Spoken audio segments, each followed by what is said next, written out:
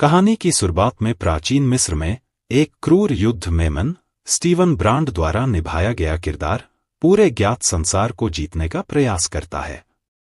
वह हर युद्ध में अजेय है क्योंकि उसके पास एक जादूगरनी कासांद्रा केलीहू द्वारा निभाया गया किरदार है जो भविष्य को देखने की क्षमता रखती है।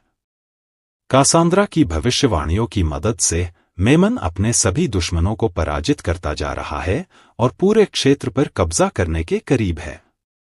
शेष बचे हुए कबीले मेमन की तानाशाही से बचने के लिए अंतिम अकाडियन योद्धाओं की मदद लेते हैं।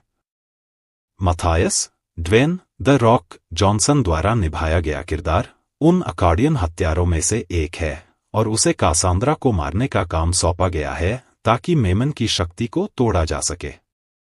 मथायस कासांद्रा की हत्या करने के लिए मेमन के शिविर में घुसपैठ करता है, लेकिन उसका मिशन विफल हो जाता है। मेमन मथायस को पकड़ लेता है और उसे मारने के बजाय उसे रेगिस्तान में जीवित गाड़ने का आदेश देता है, जिससे उसकी दर्दनाक मृत्यु हो। लेकिन मथायस किसी तरह भाग निकलता है।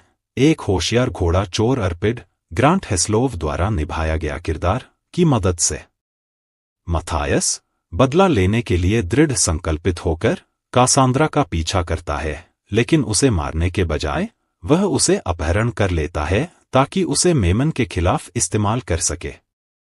यात्रा के दौरान कासांद्रा मथायस को बताती है कि उसके भविष्य के दर्शन हमेशा स्पष्ट नहीं होते और वह मथायस के प्रति आकर्षित होने लगती है।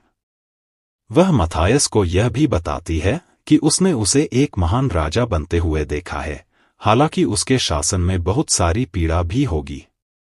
मथायस, कासांद्रा और अर्पिड गोमोरा शहर पहुंचते हैं, जहां वे बाथलाजार माइकल क्लार्क डंकन द्वारा निभाया गया किरदार से मिलते हैं, जो एक योद्धा कबीले का नेता है और वह भी मेमन का विरोध करता है।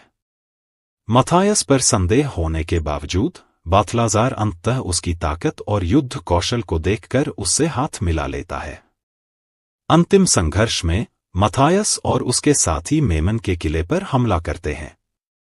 मथायस और मेमन के बीच एक भयंकर युद्ध होता है, जिसमें मथायस एक बिच्छू के विष से लिपटी हुई तीर से मेमन को मार डालता है।